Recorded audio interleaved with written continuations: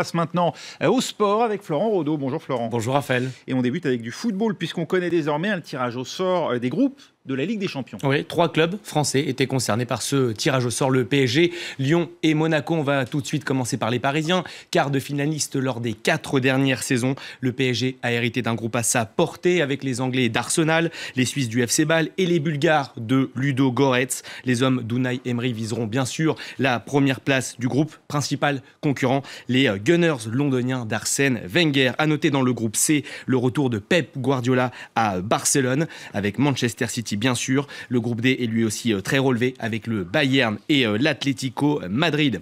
Les deux clubs qui s'étaient affrontés d'ailleurs en demi-finale de la Ligue des Champions.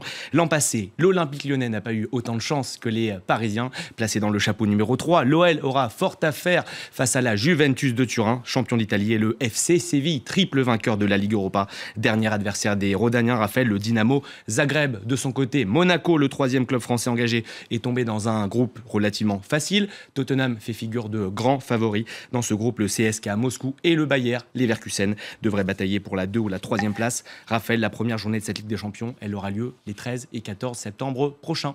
Et voilà, et puis on attend aussi pour le mois de septembre le retour en compétition des Bleus, finalistes du dernier Euro à domicile. Ils affronteront 2 équipes, 2 matchs amicaux pour lesquels on connaît la liste des 23 joueurs sélectionnés par Didier Deschamps. Exactement, l'Italie tout d'abord en match amical, ce sera le 1er septembre, et surtout la Biélorussie le 6 pour un match qualificatif pour la Coupe du Monde 2018 en Russie. Vous allez découvrir cette liste à l'antenne, vous noterez l'absence de plusieurs cadres. Hugo Lloris est blessé, Lassana Diarra et Hatem Ben Arfa n'ont pas été retenus, tout comme Patrice Evra, sûrement la fin de la carrière internationale pour le latéral de la Juventus de Turin. D'autres font leur retour. Ils sont en rouge sur votre écran.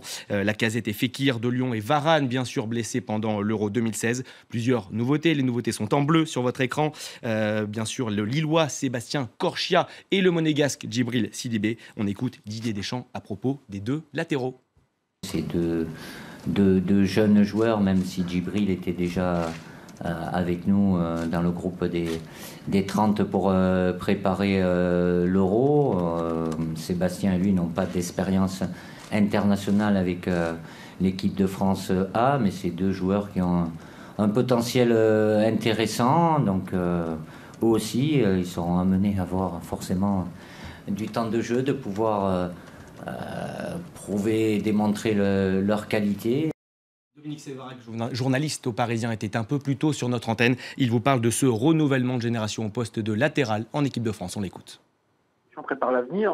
Tout simplement, l'avenir commence le 6 septembre en Biélorussie avec les éliminatoires pour se qualifier pour la Coupe du Monde de 2018. Et c'est vrai que ce sont des postes, les latéraux à gauche ou à droite, où il y avait plutôt des joueurs vieillissants. Patrice Evra, 35 ans, Sagna, 30 ans passés. Bon, là, il est blessé. Jallet, 30 ans passés. Il a perdu sa place à Lyon. Donc, évidemment, ce renouvellement-là était nécessaire avec des postes sinistrés parce que Corchia, Sidibé ne sont pas encore de très grands joueurs. Ils manquent d'expérience, ils manquent de vécu. C'est pas facile en France. On a du mal à produire, entre guillemets, de bons latéraux. Et c'est souvent un côté plus qu'un autre qui l'emporte. Là, c'est le côté gauche. Digne et Kurzawa sont en avance sur Sidibé et Corchia à droite. 4 jours après la fin des Jeux Olympiques, c'est l'heure des vacances pour les sportifs. Des vacances bien méritées. Oui, bien méritées pour les sportifs de l'équipe de France, enfin du groupe France, avec bien sûr ce record de 42 médailles décrochées à l'occasion de ces Jeux Olympiques de Rio. Avant de s'envoler, vous avez eu l'occasion d'en rencontrer quelques-uns, Florent. Oui, notamment Teddy Riner, le porte-drapeau de la délégation française. Je vous rappelle, double champion olympique de judo, le seul Français à avoir conservé son titre. Il était sacré champion olympique à Londres en 2012 et il a donc conservé son titre à Rio en 2016. Je vous propose de l'écouter. Il se confie sur son nouveau rôle, sur son rôle auprès des jeunes en France. On va l'écouter. Je le fais naturellement, je reste moi-même. Si je peux faire naître des passions et des vocations dans la jeunesse ou dans les yeux de toutes ces personnes qui aiment le sport, pourquoi pas, c'est avec plaisir. En tout cas, moi, le message que j'aime bien délivrer et qui est vrai, parce que souvent, quand on est jeune, on se dit « ouais », toujours les parents ils disent il faut travailler pour avoir ce qu'on mérite. Non, la vérité, elle est là. C'est la vérité.